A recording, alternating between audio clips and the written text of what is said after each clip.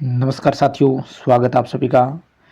मित्रों, रीट 2025 सिलेबस में नया टॉपिक जो राष्ट्रीय शिक्षा नीति है एनईपी 2020 उससे से जुड़े हुए उत्कर्ष क्लासेस के ये टॉप 100 एमसीक्यू हैं जो रीट लेवल 1 और रीट लेवल 2 दोनों के लिए बहुत ही इंपॉर्टेंट ये 100 एमसीक्यू साबित होंगे।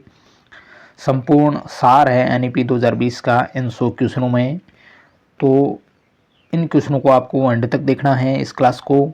ये उत्कर्ष क्लासेस द्वारा तैयार एमसीक्यू है और इसकी पीडीएफ आपको अपने टेलीग्राम चैनल पर मिलेगी और टेलीग्राम की लिंक है आपको इस वीडियो के नीचे डिस्क्रिप्शन में मिलेगी, वहाँ जाकर जरूर देखिएगा इस पीडीएफ को। राष्ट्रीय शिक्षा नीति एनईपी 2020 से जुड़े हुए बहुत ही इंपॉर्टेंट 100 क्वेश्चन। पहला क्वेश्चन, पहला सवाल है कि जो राष्ट्रीय शिक्षा नीति 2020 है या एनईपी नेशनल एजुकेशन पॉलिसी 2020 या नई शिक्षा नीति 2020 है वो किसने तैयार की है? तो ये की थी के कस्तूरीरंगन समिति द्वारा तैयार। ऑप्शन बी है वो सही आंसर आएगा इसका। ऑप्शन बी करेक्ट, के कस्तूरीरंगन समिति द्वारा नई शिक्षा नीति तैयार हुई। सेकंड क्वेश्चन है एनईपी 2020 के अध्यक्ष कौन है? एनईपी 2020 के अध्यक्ष कौन है? तो डॉक्टर के कस्तूरीरंगन है वो इनके अध्यक्ष है। Option D. अगला सवाल है, तीसरा क्वेश्चन है, पाठ्यक्रम को छात्र के संज्ञानात्मक विकास के अनुसार 4 चरणों में विभाजित किया गया है। तो इसका सही अनुक्रम क्या है? यानी 4 चरण है वो कौन कौन से हैं? तो ऑप्शन 1 में है, ये 4 चरण आप देखिएगा, मूलभूत चरण है, प्रारंभिक चरण है, मध्य चरण है और माध्यमिक चरण है। ये 4 है वो चरण है पाठ्यक्रम के संज्ञानात्मक विकास के अनुसार। ये छात्र के पाठ्यक्रम को 4 चरणों में विभाजित किया गया है। सही अनुक्रम पहला मूलभूत चरण, फिर प्रारंभिक चरण, फिर मध्य चरण और फिर माध्यमिक चरण। चौथा सवाल है कि शिक्षा नीति 2020 में 10+2 शिक्षा मंत्री का नया पैटर्न है वो क्या है? तो वो नया पैटर्न है 5+3+3+4। यह शिक्षण का नया पैटर्न है 5-3-3-4, ये आपको ध्यान रखना है। 5वां क्वेश्चन है कि नई शिक्षा नीति 2020 में मानव संसाधन विकास मंत्रालय को क्या नाम दिया गया है? नाम बदल करके नाम रखा है, वो रखा है मित्रों शिक्षा मंत्रालय। ऑप्शन डी है वो करेक्ट होगा। 6वां क्वेश्चन है, नई शिक्षा नीति 2020 में पहले 5 सालों को कौन सी अवस्था कहा जाता है? तो उनको कहा जाता है फाउंडेशन स्टेज, यानी नींव चरण। आपको ध्यान रखना है, फाउंडेशन स्टेज पहले 5 सालों को कहा जाता है। बहुत अच्छा ये क्वेश्चन। एनईपी का फुल फॉर्म पूछा जा सकता है, क्या है? तो वो है national education policy. Option B. अगला सवाल है, हाल ही में एनईपी को कब संशोधित किया गया था? एनईपी संशोधित हुई थी, वो हुई थी 2020 में। एनईपी 2020 कितना नंबर की यह राष्ट्रीय शिक्षा नीति है? तो ये 30 नंबर की राष्ट्रीय शिक्षा नीति है। फर्स्ट थी वो थी मित्रों 1968 की, फिर ट्वेंड थी वो थी 1986 और उसके बाद ये थर्ड है वो है 2020। तो ये आपको ध्यान रखना इन 3 शिक्षा नीतियों के बारे में। अगला क्वेश्चन, भारतवर्ष में अब तक शिक्षा नीति किस वर्ष आई? तो 1968 में, 1986 में और 2020 में। भारत में कितने वर्षों के बाद ये नई शिक्षा नीति लागू की गई है? तो ये 34 वर्षों के बाद। Option A. अगला क्वेश्चन है, राष्ट्रीय शिक्षा नीति 2020 में किस वर्ग को व्यावसायिक कक्षाएं शुरू होगी? किस वर्ग से व्यावसायिक कक्षाएं शुरू होगी? तो कक्षा 6 से व्यवसाय देने की कक्षाएं भी शुरू होगी। 13वां क्वेश्चन है, नई शिक्षा नीति 2020 में किस पाठ्यक्रम को समाप्त कर दिया गया है? तो एमफिल को समाप्त कर दिया गया है। ऑप्शन सी है वो करेक्ट होगा। अगला सवाल है, नई शिक्षा नीति 2020 में व्यावसायिक सत्र में कितने वर्षों के अध्ययन के बाद डिप्लोमा प्रदान किया जाएगा? 2 वर्ष के अध्ययन के बाद। राष्ट्रीय शिक्षा नीति 2020 के अनुसार अब पीएचडी करने के लिए क्या आवश्यक है? 4 साल की स्नातक डिग्री होनी अनिवार्य होगी नई शिक्षा नीति के अनुसार। राष्ट्रीय शिक्षा नीति 2020 में जो छात्र और शिक्षक का अनुपात है वो क्या रखा है? 30:1। वेरी वेरी इंपॉर्टेंट है, ये आपको ध्यान रखना है। 30:1 है छात्र शिक्षक अनुपात। राष्ट्रीय शिक्षा नीति 2020 के अनुसार राष्ट्रीय मूल्यांकन केंद्र किसके लिए बनाया जाएगा? वो बनाया जाएगा बच्चों के लिए, और उसका नाम क्या है? परख। ये भी आपको ध्यान रखना है। नेक्स्ट क्वेश्चन नंबर 18, छात्रों के आकलन के लिए जो राष्ट्रीय मूल्यांकन केंद्र बनाया गया है उसका नाम क्या है? ऑप्शन बी परख उसका नाम है, ये आपको ध्यान रखना है। नेक्स्ट सवाल है 19वां, राष्ट्रीय शिक्षा नीति 2020 में निम्न में से कौन सा कथन प्रस्तावित है? बाल विद्यार्थियों के लिए बहुभाषाई होने में उच्च संज्ञानात्मक लाभ है, यह कथन प्रस्तावित है, ऑप्शन सी वाला। नेक्स्ट 20वां क्वेश्चन है, राष्ट्रीय शिक्षा नीति 2020 के अनुसार आकलन के क्या उद्देश्य हैं? आकलन के उद्देश्य ऑप्शन सी में है। सेकंड है अध्यापन अधिगम क्रियाओं को दोहराना और अधिगम और विकास को अनुकूलित बनाना और कक्षा के अंदर और बाहर विद्यार्थियों को समर्थन देना, ऑप्शन सी आएगा सही। तो ये डर पैदा कभी नहीं होगा, यह असत्य है। नेक्स्ट क्वेश्चन नंबर 21 है, राष्ट्रीय शिक्षा नीति 2020 है वो क्या सिफारिश करती है? तो बहुभाषावाद को महत्व देती है। राष्ट्रीय शिक्षा नीति 2020 में प्रस्तावित बदलाव है मानकीकरण से लचीलापन। 20वां क्वेश्चन है कि राष्ट्रीय शिक्षा नीति 2020 में जो उल्लेखनीय MERU शब्द है इसका विस्तृत रूप क्या है? Multi disciplinary education and research university, आपको ध्यान रखना है, ऑप्शन ए वाला होगा, वो MERU का विस्तृत रूप है, फुल फॉर्म है। क्या है? Multi disciplinary education and research university. अगला क्वेश्चन नंबर 24, राष्ट्रीय मूल्यांकन केंद्र परख का उद्देश्य क्या है? UGC के लिए प्रश्न पत्र मानदंड मानक और दिशा निर्देश निर्धारित करना। मानदंड मानक और दिशा निर्देश निर्धारित करना यह राष्ट्रीय मूल्यांकन केंद्र परख का मुख्य उद्देश्य है, ऑप्शन बी में। 25वां क्वेश्चन है, NEP 2020 के अनुसार जो ABC वो क्या है? ABC है शिक्षा बैंक क्रेडिट। राष्ट्रीय शिक्षा नीति 2020 में प्री स्कूल स्तर 3 के लिए उपयोग की गई पारिभाषिक शब्दावली क्या है? वो है बाल वाटिका। नेक्स्ट क्वेश्चन 27 है, राष्ट्रीय शिक्षा नीति 2020 में स्कूल शिक्षा के किस स्तर पर या चरण में बच्चों के बीच शिक्षण के न्यूनतम स्तर का उल्लेख है? प्राथमिक स्तर तक। राष्ट्रीय शिक्षा नीति 2020 शुरुआती कक्षाओं में बच्चों को किस प्रकार के क्रियाकलाप के अवसर दिए जाने की बात करती है? सृजनात्मक, जिज्ञासात्मक, आयु और विकास के अनुरूप। मित्रों, नवीन शिक्षा नीति आपके नया टॉपिक जोड़ा गया तो इससे आपको 2-3 सवाल तो जरूर देखने को मिलेंगे, जो आपके लैंग्वेज हो या बाल विकास शिक्षा शास्त्र या पर्यावरण अध्ययन की शिक्षण विधियाँ, गणित की जहाँ भी हो, जरूर 1-2-3 सवाल आपको जरूर देखने को मिलेंगे। तो वो इम्पोर्टेंट क्वेश्चन है, यहाँ से छपने की संभावना बनती है। किस वर्ष तक अध्यापन के लिए न्यूनतम डिग्री योग्यता 4 वर्ष एकीकृत BA डिग्री का होना अनिवार्य किया जाएगा? 2030 तक। NP 2020 में जो MHRD है उसको द्वारा रिक्त स्थान की स्थापना की मांग की गई है। तो वो बुनियादी साक्षरता और संख्यात्मक ज्ञान पर एक राष्ट्रीय mission, national mission on foundational literacy and numeracy. अगला सवाल है, राष्ट्रीय शिक्षा नीति 2020 में शिक्षक को किस कक्षा तक मातृभाषा या स्थानीय क्षेत्रीय भाषा में पाठ पढ़ाने पर बल दिया गया है? कक्षा 5 तक है, मातृभाषा काम में ली जाएगी। 32 क्वेश्चन है, राष्ट्रीय शिक्षा नीति 2020 के अनुसार उच्च शिक्षण संस्थानों में सकल नामांकन अनुपात ग्रॉस एनरोलमेंट रेटियो को कितना % बढ़ाने का लक्ष्य रखा गया है? 50%। ऑप्शन डी है वो सही आएगा।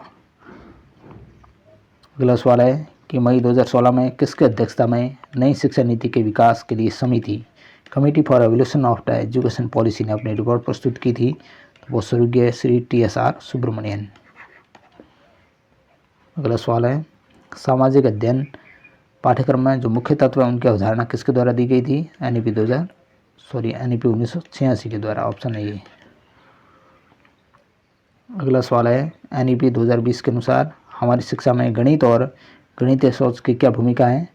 तो वो है नवीन तरीकों और विचारों की विविधता पर जोर देना। ऑप्शन ए है वो सही है। NEP 1986 का महत्वपूर्ण शैक्षिक उद्देश्य क्या है? सार्वभौमिक पहुंच और नामांकन बढ़ाना। परख राष्ट्रीय शिक्षा नीति 2020 में जो शामिल एक राष्ट्रीय मूल्यांकन केंद्र है, तो परख में पी का क्या अर्थ है ये आपको ध्यान रखना है। परख की फुल फॉर्म, तो इसका पी का अर्थ है वो है मित्रों परफॉर्मेंस। अगला सवाल है, नई शिक्षा नीति 2020 में पहले 5 सालों को कौन सी अवस्था कहा जाता है? तो वो कहा जाता है फाउंडेशन स्टेज या नींव चरण। 39 क्वेश्चन है, राष्ट्रीय शिक्षा नीति 2020 के संदर्भ में कौन से कथन सही है? सही कथन देखने हैं। ऑप्शन बी है, केवल 1 और 3 सही है। नीति का लक्ष्य शिक्षा सत्र में जो GDP उसका 6% व्यय करना, और आधारभूत शिक्षा और अंक ज्ञान पर एक राष्ट्रीय मिशन 2025 तक कक्षा 5 के स्तर पर बुनियादी कौशल सुनिश्चित करना। तो ये है वो सही कथन है। ऑप्शन बी होगा सही। बुनियादी साक्षरता और संख्यात्मक ज्ञान पर एक राष्ट्रीय मिशन का निर्माण से संबंधित है MHRD। नेक्स्ट क्वेश्चन है, NEP 2020 के संबंध में जो व्यावसायिक शिक्षा है वो सहित उच्च स्तर शिक्षा संस्थाओं में कितनी सीटें जोड़ी जाएगी? 3.5 करोड़। NEP 2020 में स्कूल के पाठ्यक्रम और अध्यापन कला में सुधार हेतु उसके संदर्भ में सत्य कथन कौन कौन से हैं? सत्य कथन की पहचान करनी है, तो वो है 1, 3 सही है, 2 गलत है। 1 और 3 सही है। अपरिहार्य चिंतन और अनुभवात्मक शिक्षण पर बल, व्यावसायिक और शैक्षणिक विषयों के बीच सख्त रूप से भिन्नता नहीं हो। ऑप्शन सी है वो सही है। 43 सवाल है, ECCE 2020 की योजना निर्माण और क्रियान्वयन में शामिल क्या है? MHRD है, WCD है, HFW है, HTC है। ऑप्शन ए आएगा इसका करेक्ट। 44 सवाल, भारतीय भाषाओं को बढ़ावा देने हेतु, संरक्षण हेतु, विकास एवं जीवंतता सुनिश्चित करने हेतु NEP द्वारा पाली, फारसी और प्राकृत भाषाओं के लिए राष्ट्रीय संस्थान कौन सा है? वो IITI। ऑप्शन बी है वो सही है। 45 क्वेश्चन है, NEP 2020 के संदर्भ में MHRD द्वारा सहयोगात्मक, समावेशी और भागीदारी वाली परामर्श प्रक्रिया की शुरुआत कब की गई? जनवरी 2015 में। अगला सवाल है, नई शिक्षा नीति के विकास के लिए गठित समिति ने अपनी रिपोर्ट कब प्रस्तुत की थी? मई 2016 में। नवीन शिक्षा नीति के विकास के लिए गठित समिति ने अपनी रिपोर्ट प्रस्तुत की, जिसकी अध्यक्षता करने वाले थे वो थे श्री TSR सुब्रमण्यन। अगला क्वेश्चन है, NCPFECCE का संबंध है वो 0 से 3 वर्ष और 3 से 8 वर्ष। NEP 2020 में बल किस पर दिया गया है? योगात्मक आकलन के बजाय नियमित रचनात्मक आकलन पर।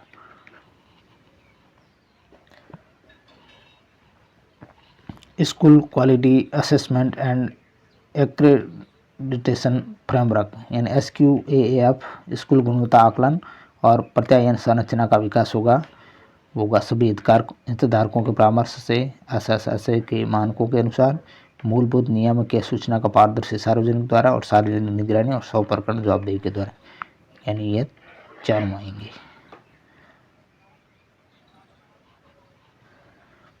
NEP 2020 में NETF का आशय क्या है? National educational and technological form, आपको ध्यान रखना है।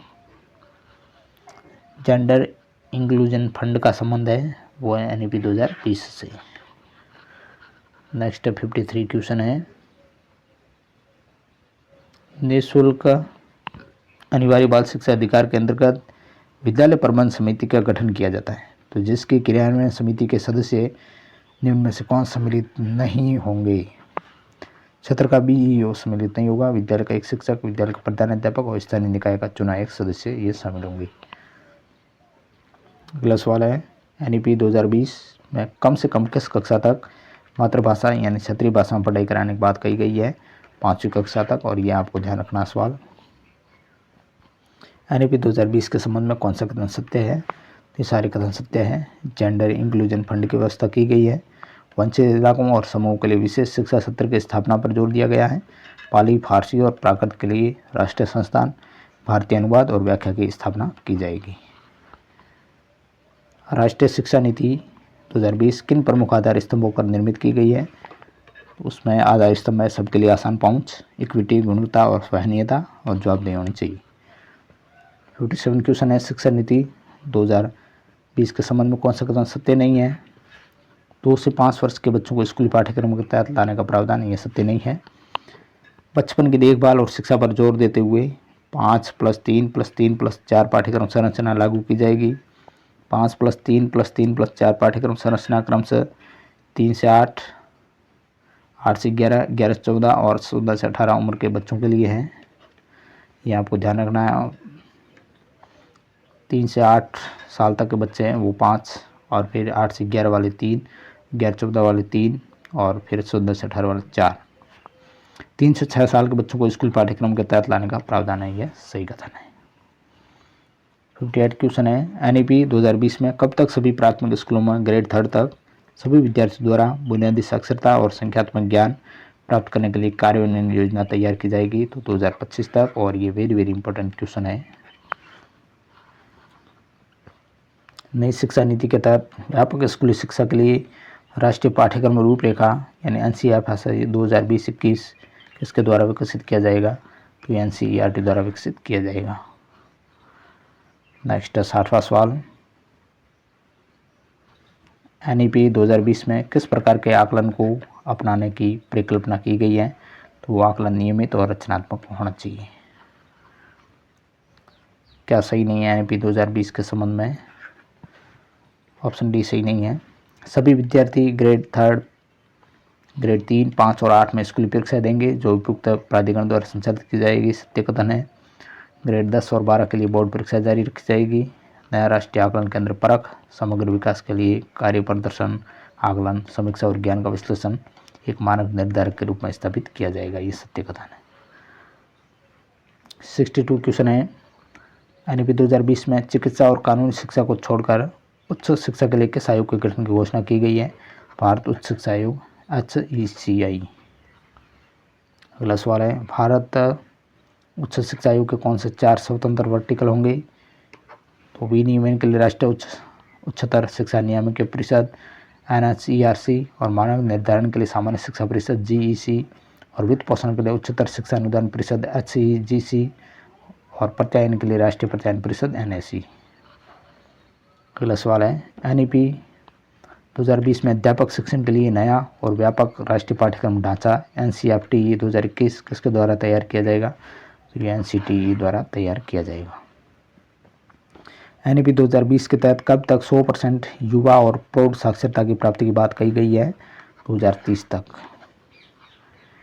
कौन सा सम्मिलित नहीं है? TSR सुब्रमण्यम कमेटी रिपोर्ट 2019 ये सही नहीं है, 2016 है ये। इसके अलावा विश्वविद्यालय शिक्षा आयोग 1948-49 है, कोठारी आयोग 1967 से 66 है, और 42वां संविधान संशोधन शिक्षा को समवर्ती सूची में शामिल करता है, ये सारे कथन सही है। नेक्स्ट 67 क्वेश्चन है, भारत में शिक्षा नीति 68-86-20।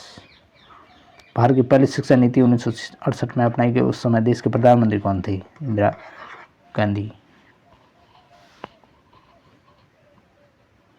राष्ट्रीय शिक्षा नीति के प्रारूप के अध्ययन के लिए राजस्थान सरकार ने किसकी अध्यक्षता में 3 सदस्यीय समिति का गठन किया है? तो ओमकार सिंह की अध्यक्षता में, ऑप्शन सी। ये आपको इसको ध्यान में रखना है इस सवाल को। 17वां सवाल है, एनईपी के अनुसार शैक्षिक सुविधाओं के प्रावधान में क्षेत्रीय असंतुलन को ठीक किया जाना चाहिए और अन्य पिछड़े वर्गों में अच्छी शैक्षिक सुविधा प्रदान की जानी चाहिए। ये जाना जाता है शैक्षिक अवसरों का समानीकरण। NEP 2020 पेशेवर मानक सेटिंग निकाय यानी PSSB शिक्षक के लिए सिद्धांतों का सामान्य मार्गदर्शक सेट विकसित करेगा। तो संस्था का नाम है वो है शिक्षकों के लिए राष्ट्रीय व्यावसायिक मानक NPST। शिक्षा पर राष्ट्रीय शिक्षा नीति NEP 1986 ने राष्ट्रीय शिक्षा प्रणाली को विकसित करने के साधन के रूप में राष्ट्रीय पाठ्यचर्या की रूपरेखाओं का प्रस्ताव रखा था। तो ऑप्शन बी है वो NEP 1986 आएगा। यह अच्छा सवाल है। 73वां राष्ट्रीय फोकस समूह को राष्ट्रीय संचालन समिति के साथ NCFS से 2000 की समीक्षा के लिए स्थापित किया गया था। 21 राष्ट्रीय फोकस समूह थे। ऑप्शन सी है वो सही माना जाएगा। 74 क्वेश्चन है, कौन से नए प्रस्ताव किए गए नई शिक्षा नीति 2019 के मसौदे में? तो वो है 2 और 4 नए प्रस्ताव हैं। माध्यमिक शिक्षा को स्कूली शिक्षा में ले दिया जाता है और शिक्षा के स्टैंड अलोन कॉलेज 2030 तक समाप्त हो जाने चाहिए। NEP 1986 की प्रमुख विशेषताएं हैं सिवाय शिक्षण पद नियम का पुनर्गठन, इसको छोड़ करके शिक्षण पद अनुक्रम का पुनर्गठन, इसको छोड़ा है। शिक्षा की राष्ट्रीय प्रणाली और समानता के लिए शिक्षा, शिक्षा की महत्वपूर्ण भूमिका, NEP 1986 की प्रमुख विशेषता है। NEP 2020 में एक भारत श्रेष्ठ भारत पहल का उद्देश्य क्या है? इसका उद्देश्य ये सारे हैं। लोगों को अपने देश की समृद्ध और विशाल भाषा के बारे में जागरूक करना, सांस्कृतिक संवर्धन के साथ साथ राष्ट्रीय एकीकरण, भारत की भाषा को बढ़ावा देना। NEP 2020 के अनुसार हमारी शिक्षा में गणित और गणितीय सोच की क्या भूमिका है? नवीन तरीकों और विचारों की विविधता पर जोर देना। NEP 2020 के अनुसार सामाजिक आर्थिक रूप से वंचित समूह से बड़ी आबादी के लिए विशेष शिक्षा सत्र की स्थापना और ट्रांसजेंडर छात्रों के लिए लिंग समावेश कोर्स की स्थापना, ये दोनों है वो प्रस्तावित है। नीति के अनुसार शिक्षा में सार्वजनिक निवेश को वर्तमान 4.3% से बढ़ाकर किया जाएगा कितना? सकल घरेलू उत्पाद का 6% यानी GDP 6% बढ़ेगी। 80वां क्वेश्चन है, NEP 2020 में जो मूलभूत स्तंभ है उनके संबंध में विचार करना है। तो वो मूलभूत स्तंभ कौन कौन से हैं? वो है मूलभूत स्तंभ ऑप्शन डी में है, यानी अभिगम्यता है, सामर्थ्य है, जवाबदेही है, गुणवत्ता है, इक्विटी है और पहुंच है, यानी ये सारे हैं वो मूलभूत स्तंभ है। NEP 2020 कहता है कि सभी लड़कियों के साथ साथ ट्रांसजेंडर छात्रों के लिए समान गुणवत्ता वाली शिक्षा प्रदान करने के लिए राष्ट्र की क्षमता का निर्माण करने के लिए फंडा है वो है लिंग समावेश कोष का गठन। राष्ट्रीय शिक्षा नीति 2020 द्वारा समस्त 360 डिग्री बहुआयामी रिपोर्ट क्या है? यह सेल्फ असेसमेंट और समूह असेसमेंट का समावेश। राष्ट्रीय शिक्षा नीति 2020 के अनुसार अधिगम होना चाहिए कैसा? प्रयोगात्मक होना चाहिए, ये आपको ध्यान रखना है। NEP 2020 के अनुसार विद्यार्थियों को किन आयामों की प्रगति और अद्वितीयता को शामिल करना चाहिए? संज्ञानात्मक, भावात्मक, मनोविज्ञात्मक, तीनों सत्रों को। केंद्रीय मंत्रिमंडल ने नई राष्ट्रीय शिक्षा नीति 2020 को कब मंजूरी दी थी? 29 जुलाई 2020 को, यहाँ आपको ध्यान रखना है। नेक्स्ट सवाल 86, राष्ट्रीय शिक्षा नीति 2020 में किसकी वकालत की गई है? तो इन चारों के शिक्षार्थियों का समग्र विकास, अनुभवात्मक शिक्षा, पाठ्यक्रम सामग्री में कटौती और बहुभाषावाद सबको महत्व दिया गया है। NEP 2020 स्कूल स्तर पर किन विषयों के एकीकरण पर जोर देती है? तो सामाजिक विज्ञान और अंग्रेजी पर, विज्ञान और गणित पर, संगीत और कला पर। यह अच्छा सवाल है। NEP 2020 के मूल सिद्धांत कौन से नहीं हैं? शिक्षण और सीखने के द्विभाषिकता और भाषा की शक्ति को बढ़ावा देना। मूल सिद्धांत देखो, एक मजबूत जीवंत सार्वजनिक शिक्षा प्रणाली में पर्याप्त निवेश के साथ साथ सच्ची परोपकारी, निजी और सामुदायिक भागीदारी को प्रोत्साहन सुविधा प्रदान करना, शिक्षण और सीखने में प्रौद्योगिकी का व्यापक उपयोग, भाषा संबंधी बाधाओं को दूर करना, दिव्यांग छात्रों के लिए पहुंच बढ़ाना और प्रारंभिक बाल्यावस्था देखभाल और शिक्षा ECCE से लेकर स्कूली शिक्षा, उच्च शिक्षा तक शिक्षा के स्कूली स्तरों में पाठ्यक्रम में तालमेल। तो ये सारे सिद्धांत हैं केवल शिक्षण और सीखने की द्विभाषिकता और भाषा की शक्ति को बढ़ावा देना, इसको छोड़ करके। NEP 2020 में स्वायत्तता और सुशासन के माध्यम से नवाचार और आउट ऑफ द बॉक्स विचारों को प्रोत्साहित करते हुए ऑडिट और सार्वजनिक प्रकटीकरण के माध्यम से शैक्षिक प्रणाली की अखंडता, पारदर्शिता और संसाधन दक्षता सुनिश्चित करने के लिए एक रिक्त स्थान नियामक ढांचा, वो है हल्का लेकिन सुस्त। बदलाव क्या है इसमें? लचीलेपन का मानकीकरण राष्ट्रीय शिक्षा नीति 2020 में यह प्रस्तावित बदलाव है। राष्ट्रीय मूल्यांकन केंद्र परख का उद्देश्य क्या है? मानदंड, मानक और दिशा निर्देश निर्धारित करना।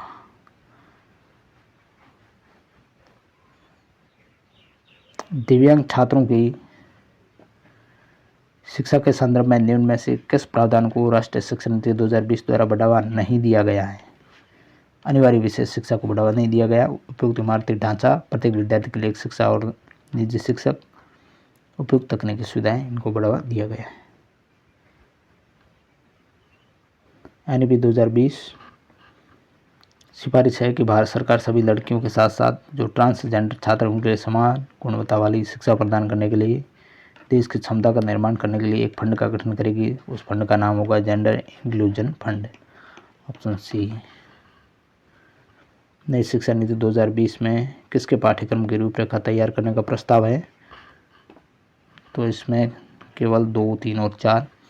शिक्षक शिक्षा हेतु राष्ट्रीय पाठ्यक्रम की रूपरेखा, तकनीकी शिक्षा हेतु राष्ट्रीय पाठ्यक्रम की रूपरेखा और व्यावसायिक शिक्षा हेतु राष्ट्रीय पाठ्यक्रम की रूपरेखा,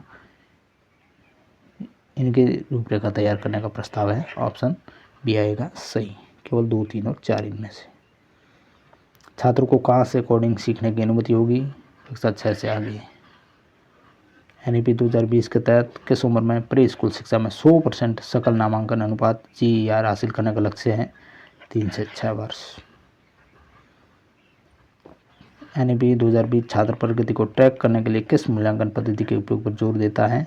रचनात्मक मूल्यांकन पर। यह सवाल बन सकता है 97 वाला। FLN एक उपलब्धि के लिए NEP 2020 द्वारा अनुशंसित नई नीति है, वो एक राष्ट्रीय पुस्तक संवर्धन नीति।